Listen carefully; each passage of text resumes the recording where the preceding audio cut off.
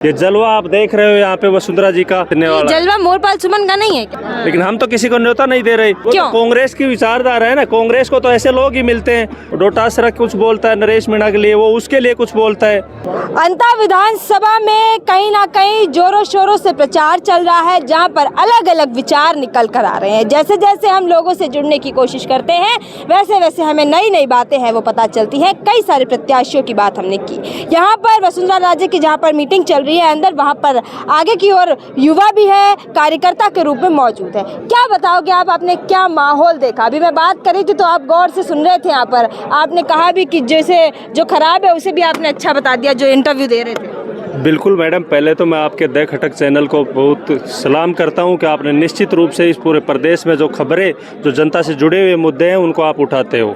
ये जलवा आप देख रहे हो यहाँ पे वसुंधरा जी का, यहाँ पर भाजपा के कार्यकर्ता आए हुए हैं। लोगों में जो उत्साह आपको नजर आ रहा है उससे आप देख रहे हो कि अंता का चुनाव कौन जीतने वाला है। जलवा मोरपाल सुमन का नहीं है क्या? मोरपाल सुमन तो हमारे दुल्हे हैं ही, उनकी तो ये बारात है सारी। फिर वसुंधरा प्रत्याशी है हमारी। वसुंधरा जी तो हमारी नेता है, वो हमें लीड करती हैं। आज उनके आने की खुशी में आज इतने कार्यकर्ता यहाँ पधारे हैं। इससे आपको लग रहा है कि ये चुनाव जनता के नेता मोरपाल सुमन और एक जो धन्ना सेठो है उनके बीच होने जा रहा है। तो इस चुनाव में निश्चित रूप से जनता का उत्साह आपको लग रहा है कि यहाँ पर बीजेपी बहुत प्रचंड बहुमत से जीत रही है। सामान्य और पैसों वाले दो के बीच में चुनाव हो रहा है। बिल्कुल। यहाँ प्रमोद जैन भाया को तो आप जानते हो, जिन्होंने हजारों करोड़ का धन इस जनता से लूटा है। एक प्रमोद, ये जो कैसे लूटा? अनेक घोटालों में उनका नाम है। कांग्रेस सरकार में इतने बड़े बड़े घोटाले हुए हैं। बार बार कांग्रेस मौका देती है, बार बार कांग्रेस उतारती है उन्हें, क्यों? तो कांग्रेस की विचारधारा है ना। कांग्रेस को तो ऐसे लोग ही मिलते हैं जो चोर हो, जो भ्रष्टाचारी हो, जो अनेक मामलों में फंसे हुए हो। आपने देखा नहीं, अभी एक बाड़मेर का मामला आया था। कौन थे वो महान नेता जिनके बड़े बड़े फोटो भी कांग्रेस पार्टी ने लगवाए, फिर भी आप उनको तो शामिल कर रहे हो पार्टी। आपको पता है कि ये जो बाड़मेर का मूल चैनल है, बाड़मेर वाले आपको डायरेक्ट सुनेंगे। बिल्कुल, मैं तो बाड़मेर की जनता से भी अपील करता हूँ कि ऐसे भ्रष्ट नेताओं और ऐसी पार्टी को लोग चमत्कार दिखाना चाहिए। तो कांग्रेस में चलता रहता है। कांग्रेस का तो खानदानी काम है ये सब, ये भारतीय। बिल्कुल। और नरेश मीणा का माहौल कैसा देख रहे हो?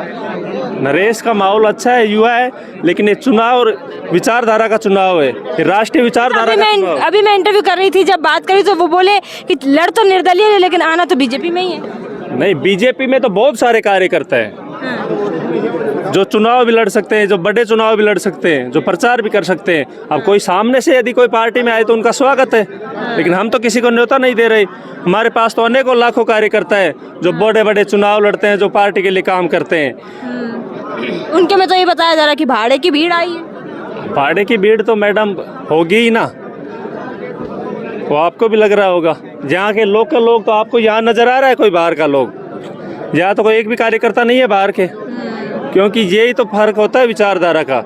इसीलिए तो मैं कह रहा हूँ कि भारतीय जनता पार्टी बहुत प्रचंड बहुमत से चुनाव जीत रही है। आपने कांग्रेस का जिक्र जब किया, कहा बाड़मेर तक गए आप। बाड़मेर में कांग्रेस दो तरह की बट गई थी, एक तो मेवाराम जैन और एक हरीश चौधरी की। तो उससे आपको ऐसा नहीं लगा था कि एक कांग्रेस में मतलब क्या ही चल रहा है? कांग्रेस तो बाड़मेर में ही क्यों, पूरे राजस्थान में बटी हुई है दो धड़ों में।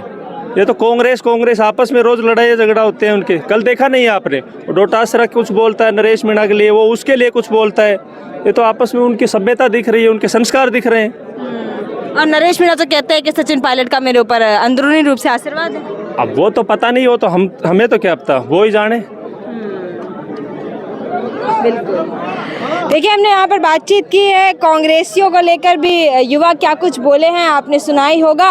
और आगे किस तरीके से निकल कर आता है, मोरपाल सुमन जीतेंगे नहीं जीतेंगे तो देखने वाली बात होगी। लेकिन वसुंधरा राजे की एंट्री हो चुकी है, जहाँ पर अब वो प्रचार प्रसार के लिए मैदान में भी उतरेंगी और तमाम रणनीतियाँ हैं वो तय करेंगी। ये तो देखने वाली बात होगी कि अंता की जनता परिवर्तन के रूप में किसे विधानसभा तक लेकर जाती है।